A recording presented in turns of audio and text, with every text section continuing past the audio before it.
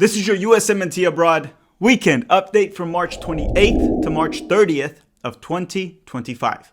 Hello. If you're new here, I'm Filippo and welcome to Tactical Manager TV. And welcome to the US Men's National Team Abroad series where every single Monday we update you on how the Yanks did abroad over the weekend. Now this episode is a bit awkward, right? Because we're coming out of the US Men's National Team camp where the players abroad, they dropped massive stinkers. But we kind of have to just forget about that so we can enjoy this. And I'm sure this has happened to you before where you're at soccer practice, let's say in high school, and you really need to let some gas out. You need a fart. And then it turns out that the fart, when you let it out, is not just a fart, which leads to you having to run to the bathroom, changing your clothes, or at least your pants and your underwear, and going back to practice. And when you come back, it's very awkward. And you kind of just have to pretend that never happened. That never happened to me, but I'm sure it happened to many of you. It's the same situation here. Know what I'm saying? All right, now before we start, don't forget to drop a like in this video. Help us hit 1,000 likes. And on Thursday, we have an episode of 5 US Men's National Team players that need a transfer this summer. All right, let's play the intro and start the episode.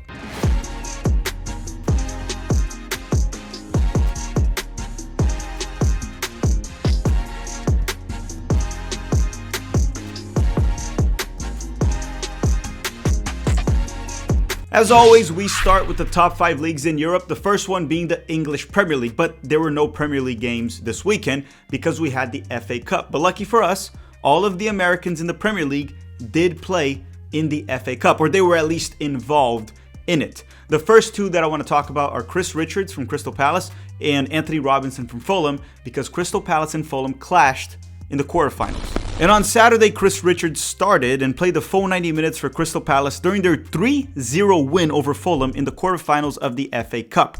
With this result, Crystal Palace has advanced to the semifinals and will play at Wembley. As for Richards' performance, he was not heavily tested throughout the game, but when he was, he did good. Anthony Robinson, he started for Fulham and he was subbed out around the 71st minute when they were already down 3-0. All of the goals conceded originated from the opposite side of A-Rob, but Robinson wasn't really offering much going forward and he had a meh performance. He wasn't bad, but he wasn't great either. He was probably subbed out mainly because the game was over at that point. Now, Matt Turner, that's an interesting one because this is a cup game and that's all he plays these days, right? When they have the Carabao Cup or the FA Cup, that's when Crystal Palace gives him minutes. But they decided to keep him on the bench where it looks like that's where he belongs these days. And that's due to it being a quarterfinals match. The coach decided to keep Turner on the bench. He did the same to Turner in the Carabao Cup quarterfinals, if I'm not mistaken. The fact of the matter is the coach does not trust Matt Turner. Actually, no Premier League coach does. And let's be honest with ourselves, he probably is not a top 5 league player. He needs to take a step back or two, and I'll probably talk about him in the video that we have on Thursday about USMNT players that need a move. But Matt Turner might actually need to go back to MLS. I'll explain that in the video. Don't hate on me for it, but that's probably what he needs right now. Next up, we have Tyler Adams from Bournemouth. And on Sunday, Tyler started and played the full 90 minutes for Bournemouth during their 2-1 loss to Manchester City in the FA Cup. With this result, Bournemouth has been eliminated from the FA Cup. Now let me get one thing out of the way. Man City was poor in the first half, but they completely dominated the second and definitely deserved to win. Now, Tyler Adams, he was off to a good start for the first 9 to 10 minutes. After that, he was bad. Like really bad. It was a crap performance. I'm just calling a spade a spade. I'm just saying it as it is. He was pretty bad after the first 10 minutes. And it was a lot of hustle, effort, but plenty of bad decisions, mistakes, giveaways, and, moments where he should have been a lot smarter. He went for a tackle or a 50-50 ball around the 11th minute in the box, whatever you want to call it, 50-50 or tackle, with his arms wide open. And that eventually led to the ball hitting his hand. And, it was a penalty kick for Manchester City. But lucky for him, Erling Haaland wasted it. Right after that, he made another bad mistake and Haaland almost scored. He was really trying to give Erling Haaland a goal. And even after those bad plays, he was a bit rough on the ball. And to my surprise, he looked a bit lost and hectic on defense, which he normally isn't. What am I trying to say? This was not a good game from Tyler, right? It's rare but it happens. Okay, time to leave England and go to Italy so we can talk about the Americans in the Serie A. The first two being Christian Pulisic and Yunus Musa for Milan. And on Sunday, Christian Pulisic started and played 78 minutes for Milan during their 2-1 loss to Napoli. As for Yunus Musa, he was suspended, so he didn't play. With that said, how did Christian Pulisic do? And I'm gonna cut right to it. I'm gonna give him a 2.5 out of 10 in this performance. It wasn't good. If I want to be generous, I'll give him a 3.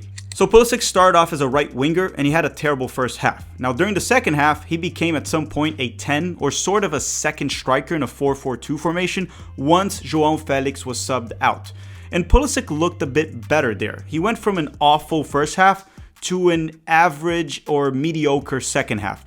But probably the most disappointing moment in this game was when Christian Pulisic let Santi Gimenez take a penalty kick for Milan when they were down 2-0. And Santi Gimenez wasted it, as expected. That was the most predictable storyline ever.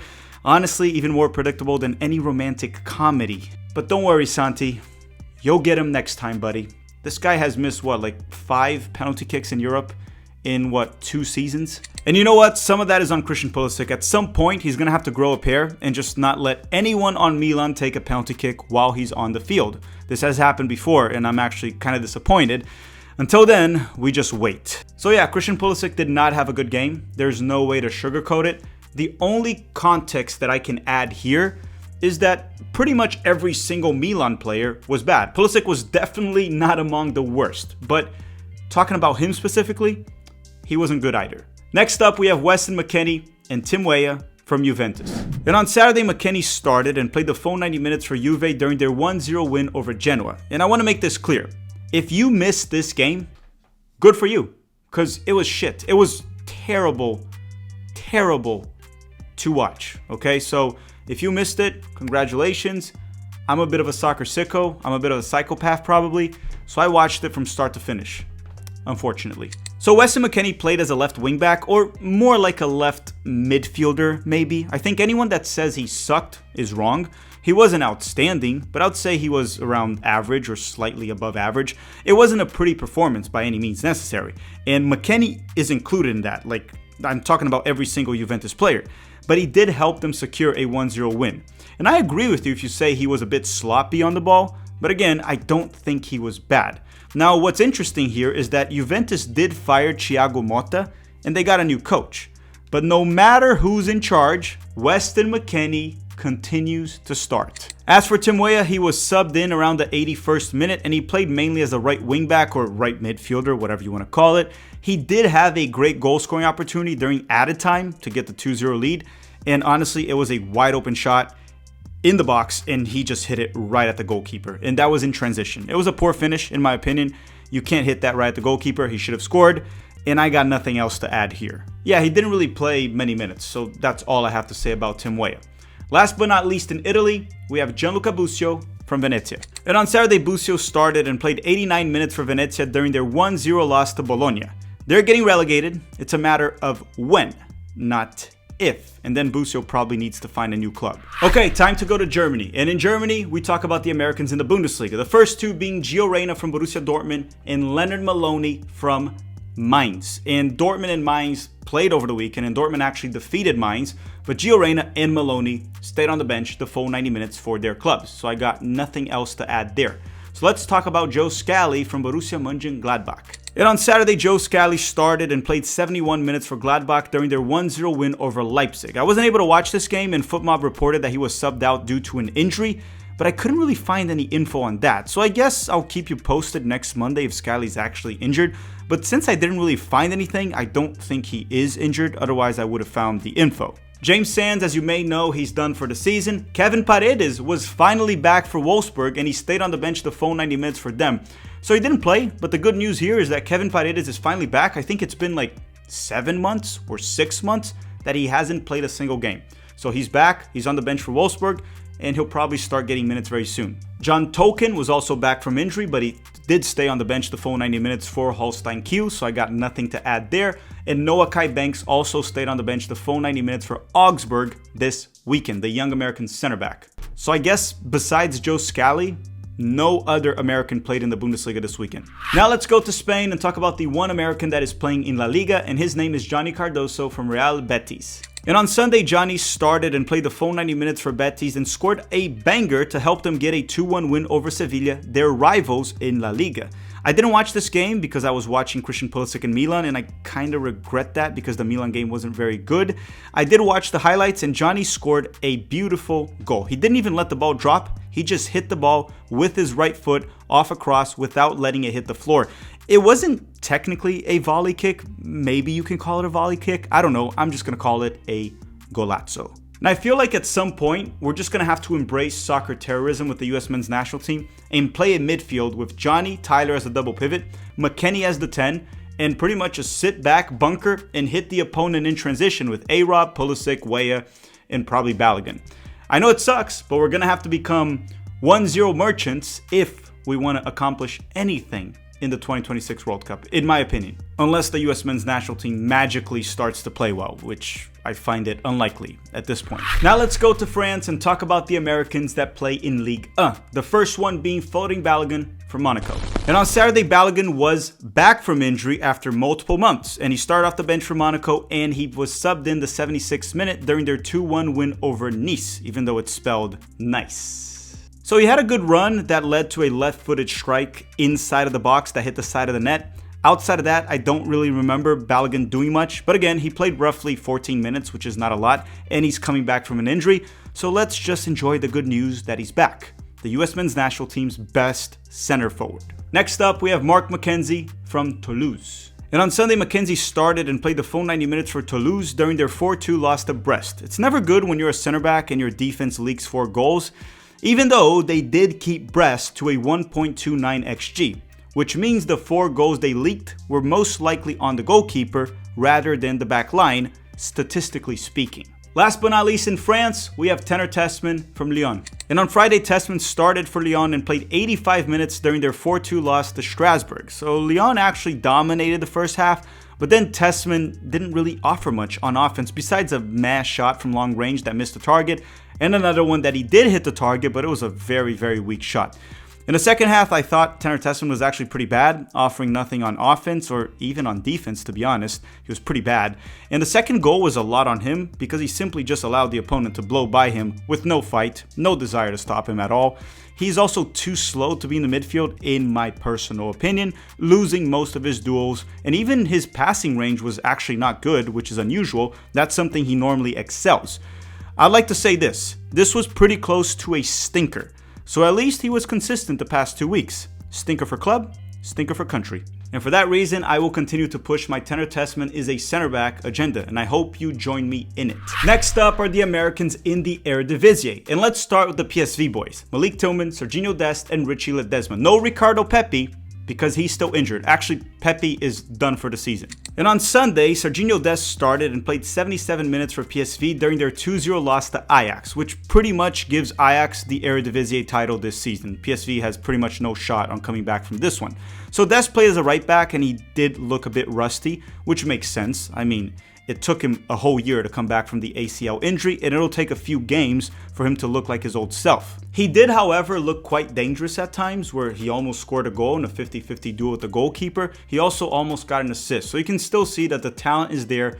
He will be fine, and once he gets it going after a few games, you're going to start to see Dest scoring goals and getting assists in the Eredivisie once again. Let's just say it was an encouraging performance. Now, Richie Ledesma was subbed in for Dest around the 77th minute, and he was meh, as always. He was okay. Doesn't do much, also doesn't stink too much. Now, Malik Tillman, he was back from injury. He started off the bench and was sent in at halftime. Tillman looked okay. Maybe not as good as he normally is, but he also just got back from injury. So, just like I said for Serginho Dest, I'll say this for Tillman. It was an okay and encouraging performance. So, Dest is back.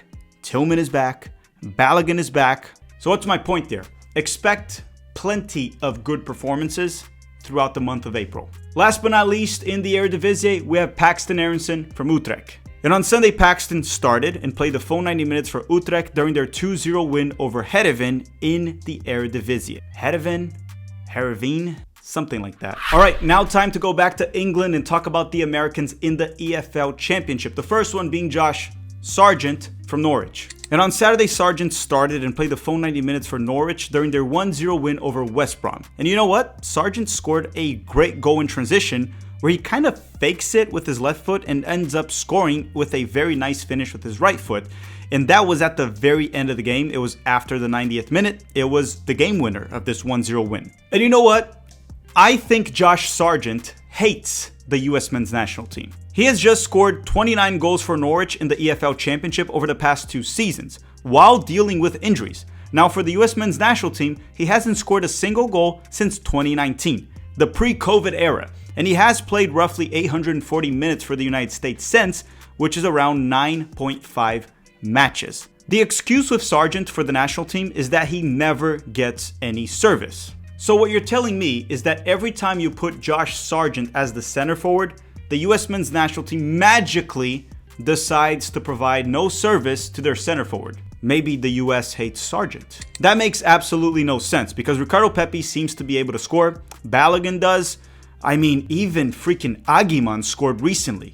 And Aguiman is most certainly worse than Sargent. So you tell me, what happens with Josh Sargent when he plays for the US men's national team? Why can't this dude score? Now, next on the list is Brenden Aaronson from Leeds United. And on Saturday, Brenden Aaronson started and played 73 minutes for Leeds during their 2-2 draw with Swansea. And Brenden scored a quickie. It was really fast in this game. He scored 30 seconds into it. A goal is a goal, but it was also one of the ugliest goals I have ever seen in my life. If this goal was a dog, it would be Mary Poppins from Deadpool. The ball was just kind of hitting every single player in the box and no one could settle or clear it. It was bizarre, and then Aaronson eventually hit it after it just bounced around 4 to 5 players. He kicked it from like 2 yards away from the goal and he scored. Hey, once again, a goal is a goal, and scoring 30 seconds into a game is pretty cool. I'm just describing what happened. Next up would have been Haji Wright. Actually, not would have been, will be Haji Wright from Coventry, and he started for them and played 77 minutes this weekend during their 3-1 loss to Sheffield. Now, he did struggle for sure, but he also got no service. Haji got like 1 shot during those 77 minutes, and it was 1 long-range shot, so it was not a great game from Haji or Coventry. Next up, we have Ethan Horvath from Cardiff City. And on Saturday, the starting goalkeeper for Cardiff was still injured, so Horvath started and played the full 90 minutes for them during their 1-1 draw with Sheffield Wednesday. Next on the list is Aidan Morris from Middlesbrough. And on Saturday, Aidan Morris started and played the full 90 minutes for Middlesbrough during their 2-1 win over Oxford United. And then we have Caleb Wiley from Watford. And on Saturday, Caleb Wiley got his first start for Watford, and he played pretty much the full 90 minutes as he was subbed out during added time, and the game ended 0-0 with Plymouth. And I watched the compilation of his highlights for this game, and Caleb Wiley actually looked quite good. Next on the list, still in the UK, we're going to go up to Scotland and talk about 2 Americans that play for Celtic, Cameron Carter-Vickers and Austin Trusty. And on Saturday, Carter-Vickers started and played the full 90 minutes for Celtic during their 3-0 win over Hearts. As for Trusty, he stayed on the bench the full 90 minutes. Alright everyone, thank you very much for watching. Don't forget to drop a like before you go and a random comment in the comment section down below to rig the YouTube algorithm. On Thursday, we have another video coming out, USMNT players that need a move, USMNT players that need a transfer. Now I want to thank you all very much for watching and have a great day.